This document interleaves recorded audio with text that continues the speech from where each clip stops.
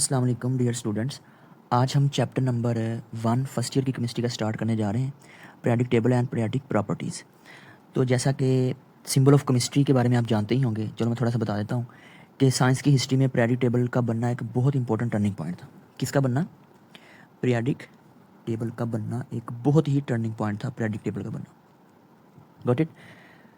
मतलब इस डिस्कवरी ने साइंस को बहुत ना आगे बढ़ाया और नई इन्वेंशन पॉसिबल हुई। पीरियोडिक टेबल को ही हम सिंबल ऑफ केमिस्ट्री भी कहते हैं। क्यों? क्योंकि केमिस्ट्री के ऑलमोस्ट सब कॉन्सेप्ट इससे रिलेटेड है। और जो मॉडर्न पीरियोडिक टेबल है, इसमें 118 एलिमेंट्स हैं। ये सब एलिमेंट्स टेबल फॉर्म में रोज एंड कॉलम की फॉर्म में अरेंज्ड हैं। ये अरेंजमेंट अटामिक नंबर की बेस पे होती है, अटामिक नंबर की बेस पे। ए से अटामिक और एन से नंबर। अटामिक नंबर अब होता क्या है? Number of proton in an atom. ठीक है जी। अटामिक नंबर हम किसको कहते हैं? नंबर ऑफ प्रोटॉन एटम के अंदर जो होते हैं उसको हम अटामिक नंबर कहते हैं। पहले एलिमेंट्स को अटामिक मास की बेस पर अरेंज किया जाता था, लेकिन अब अटामिक नंबर यूज़ होता है, ये ज़्यादा एक्यूरेट है। ठीक है। अब जो हिस्टोरिकल बैकग्राउंड है उसको हम डिस्कस कर लेते हैं कि किस तरह से साइंटिस्ट ने अपना अपना रोल अदा किया एलिमेंट्स को, डिस्कवर्ड एलिमेंट्स को, उसकी अरेंजमेंट के बारे में। ठीक है, तो इंडिविजुअली हम डिस्कस कर लेते हैं। अच्छा डियर स्टूडेंट्स, अब हम हिस्टोरिकल बैकग्राउंड के बारे में डिस्कस कर लेते हैं। सबसे पहले तो मैं आपको ये बताना चाहता हूँ कि पीरियोडिक टेबल की हिस्ट्री बहुत पुरानी है।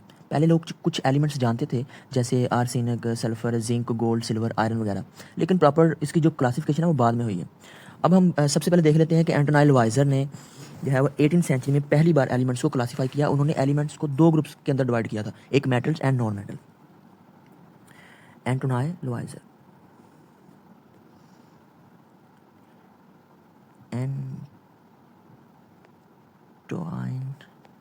लुवाइजर 18th सेंचुरी के अंदर इसने बंदे ने क्या किया था कि उन्होंने एलिमेंट्स को दो ग्रुप्स में डिवाइड किया था, मेटल्स और नॉन मेटल्स। मेटल्स एंड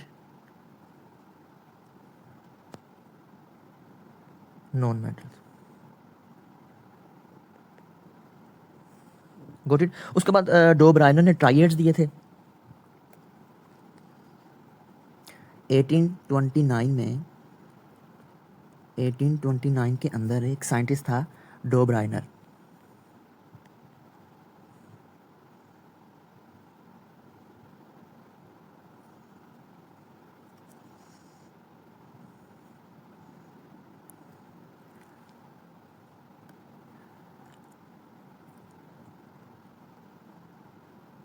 इसने ट्राइएड्स का कंसेप्ट दिया था।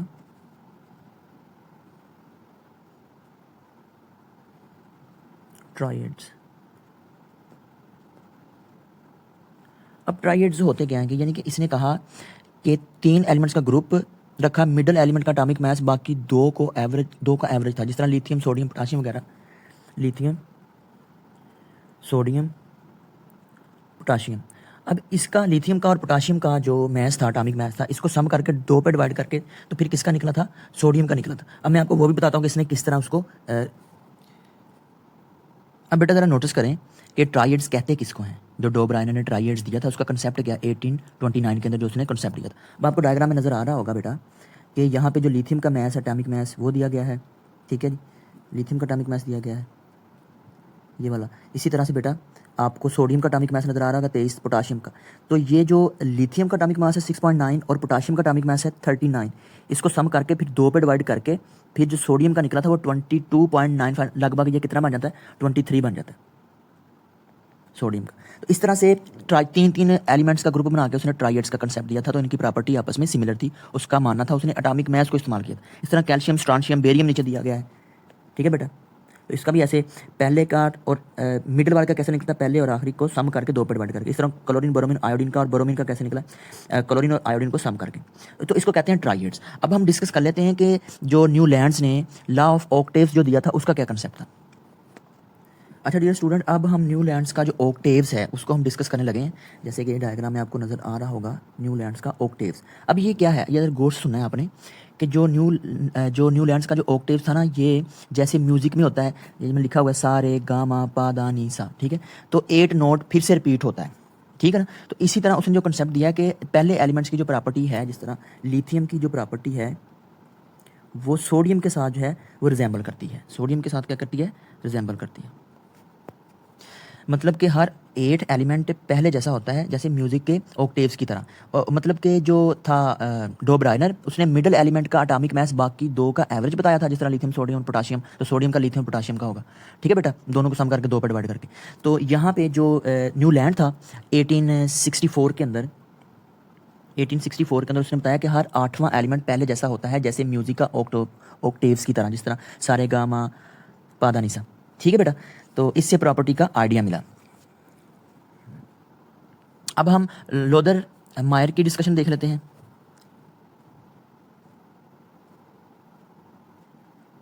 अब बेटा, अब हम लोदर मेयर ने जो हमें रिलेशनशिप बताया था, एटॉमिक मास एक्स एक्सिस पे हमने ले लिया है यहाँ पे। ठीक है बेटा, एटॉमिक मास और एटॉमिक वॉल्यूम ले लिया है वाई एक्सिस पे। तो इसने क्या बताया, atomic volume basically atomic mass divided by density. Simple मतलब एटम कितनी स्पेस जगह लेता है। मेयर ने कहा था, उसने एक ग्रुप बनाया, एक्स एक्सिस पे उसने एटॉमिक मास ले लिए और वाई एक्सिस पे उसने क्या ले लिया, एटॉमिक वॉल्यूम। फिर एलिमेंट्स का प्लॉट किया, पॉइंट्स बना दिए। ठीक है, अब मैजिक देखो, पैटर्न समझो ज़रा गौर से। मतलब जब ग्राफ बना सीधी लाइन नहीं बनी, आपको नज़र आ रहा होगा कि ये सीधी लाइन नहीं है। ठीक है, सीधी लाइन नहीं, बल्कि वेव जैसी कर्व ऊपर नीचे आपको नज़र आ रही होगी। अब अल्कली मेटल्स देखे, ग्रुप 1 है, लिथियम सोडियम पोटाशियम, आपको नज़र आ रहा होगा लिथियम। थोड़ा सा इसको बड़ा कर देता हूँ।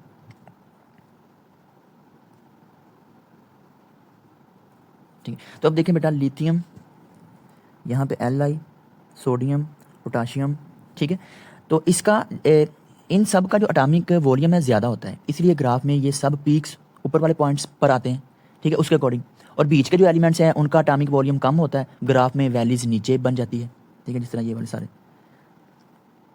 तो सिंपल जो विजुअलाइजेशन उसने की है, मतलब जिस तरह वो नहीं होता रूलर कोस्टर होता है वो, आप जिस पे हम वो बंगूड़ा टाइप हम झूले लेते हैं, वो नीचे ऊपर ऐसे। ऊपर लिथियम सोडियम पोटाशियम है, जिस तरह से ये रुबिडियम, नीचे बीच के एलिमेंट्स है, फिर दोबारा ऊपर नेक्स्ट जो है वो अगला ग्रुप आ जाता है। मेन कॉन्सेप्ट क्या है, मेयर ने प्रूव किया कि एटॉमिक वॉल्यूम भी पीरियोडिकली रिपीट होता है जब एटॉमिक मास इंक्रीज होता है। जब एटॉमिक मास इंक्रीज होता है तो एटॉमिक वॉल्यूम भी इंक्रीज होता है। मतलब प्रॉपर्टी रैंडम नहीं है, रेगुलर पैटर्न फॉलो करती है। ठीक है, इसने कन्फर्म किया कि प्रेडिक्टेबल बनाना लॉजिक है। ये मेंडलीफ के जो आइडिया था ना, मेंडलीफ के आइडिया को ये सपोर्ट करता है। ठीक है, अब जरा गौर कीजिएगा, peak same family similar property, जो sodium lithium sodium potassium rubidium, ये पीक्स जो है ये सेम फैमिली है, सिमिलर प्रॉपर्टी है, वेव पीरियोडिक पैटर्न है। ठीक है बेटा, ये आपको इसकी समझ आ गई होगी इंशाल्लाह। अब डियर स्टूडेंट्स, जो कि पीछे हमने डिफरेंट साइंटिस्ट की जो कोशिश थी, स्ट्रगल थी, वो जैसे कि हमने पढ़ लिया डो ब्राइनर के बारे में, तो उसकी कुछ खामियां थी। ठीक है, वो प्रॉब्लम ये था कि कुछ एलिमेंट्स पर काम करता था, सारे एलिमेंट्स की उसने अरेंजमेंट नहीं लगाई। इस तरह जो न्यू लैंड्स था उसने ऑक्टेव्स का जो पैटर्न दिया।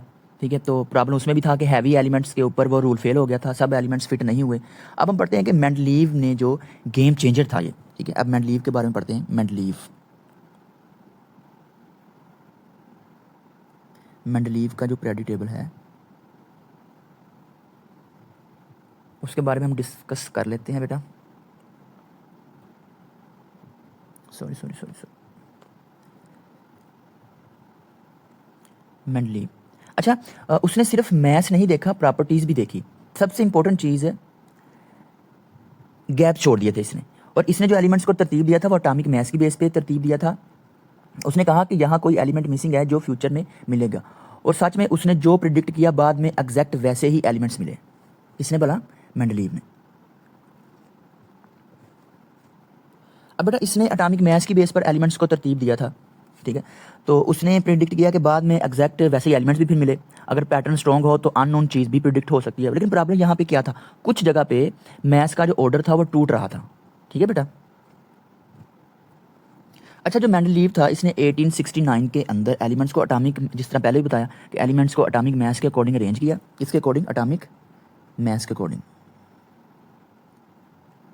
एटॉमिक मास के अकॉर्डिंग इसने एलिमेंट्स को क्या किया, अरेंजमेंट लगाई इसकी।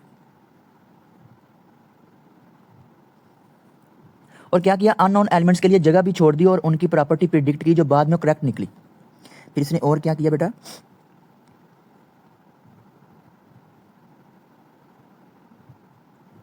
अननोन जो भी मालूम नहीं हुए थे, एलिमेंट्स के लिए इसने स्पेस भी छोड़ दी थी, जगह छोड़ दी, और उनकी प्रॉपर्टी प्रिडिक्ट की, उनकी प्रॉपर्टी भी प्रिडिक्ट की कि ऐसे ऐसे होना चाहिए, जो बाद में करेक्ट निकली। अब हम डिस्कस कर लेते हैं जी मोज़ले को।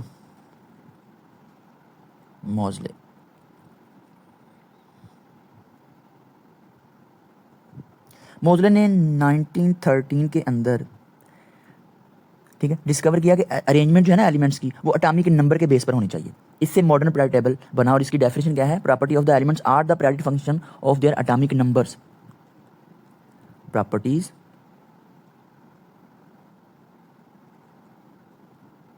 ऑफ एलिमेंट्स क्या है जी? प्रॉपर्टी ऑफ एलिमेंट्स क्या है?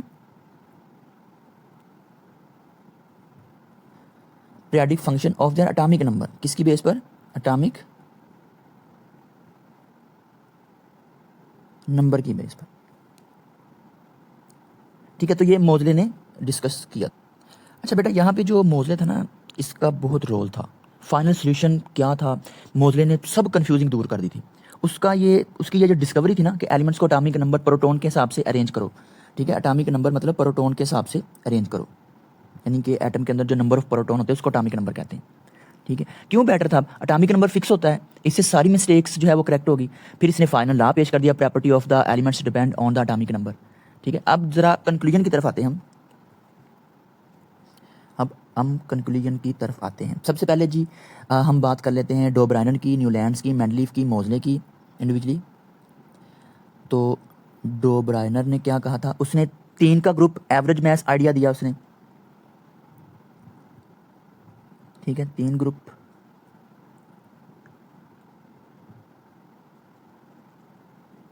और एवरेज मैस आइडिया दिया उसने, और आपको पता है ये सिखा दिया कैसे आप निकालते हैं मिडल का, कैसे एवरेज मैस निकाला जाता है। फिर उसके बाद बेटा आ गया न्यूलैंड्स।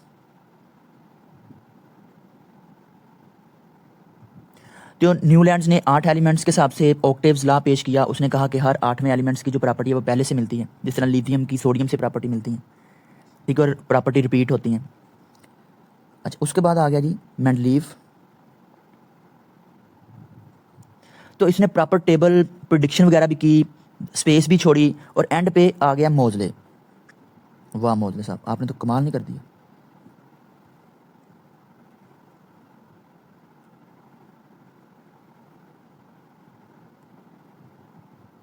और बेटा मोज़ले ने एटॉमिक नंबर दिया और फाइनल करेक्ट सिस्टम इसने कर दिया, ठीक है। अब जितना भी मॉडर्न पीरियोडिक टेबल है वो एटॉमिक नंबर की बेस पे है, ठीक है। और एटॉमिक नंबर किसे कहते हैं? एटॉमिक नंबर कहते हैं number of proton in an atom. इसको हम एटॉमिक नंबर कहते हैं, यानी कि प्रोटॉन की तादाद को हम एटॉमिक नंबर कहते हैं। This is all about chapter number first year chemistry का पहला टॉपिक हमने डिस्कशन किया है बहुत अच्छे से। मैंने आपको ग्राफ वगैरह से, ताकि किसी किस्म की कोई कंफ्यूजिंग ना रहे। फिर भी किसी किस्म का कोई क्वेश्चन हुआ इंशाल्लाह आपको जवाब मिलेगा। और एंड पे रिक्वेस्ट है कि चैनल को आपने लाजमी सब्सक्राइब करना है, उसके रीज़न सुने, ताकि हर आने वाली वीडियो आप तक पहुँचे और आप अच्छा सीखें और अच्छा नॉलेज आप गेन करें। कोशिश यही की जाएगी, ठीक है, कि आपको जो है ना वो पूरी की पूरी फर्स्ट ईयर सेकंड ईयर का नॉलेज अच्छा डिलीवर किया जाए, ताकि जो कंसेप्ट आपका स्ट्रॉन्ग हो और रट्टे से बचें, और बाकी कोई कमी कोताही उम्मीद करते हैं कि नहीं रहेगी। और आपने जो है ना वो हर आने वाली वीडियो ताकि आप तक पहुंच सके, आपने चैनल को सब्सक्राइब करना है। और किसी किस्म का इससे हट के अगर टॉपिक आपने समझना है तो आपने कमेंट सेक्शन में बता देना कि सर इस पे भी वीडियो बना देना, इंशाल्लाह लाजमी बनाऊंगा। ओके, आज के लिए अल्लाह हाफिज़। नेक्स्ट फिर हम अगला टॉपिक डिस्कस करेंगे।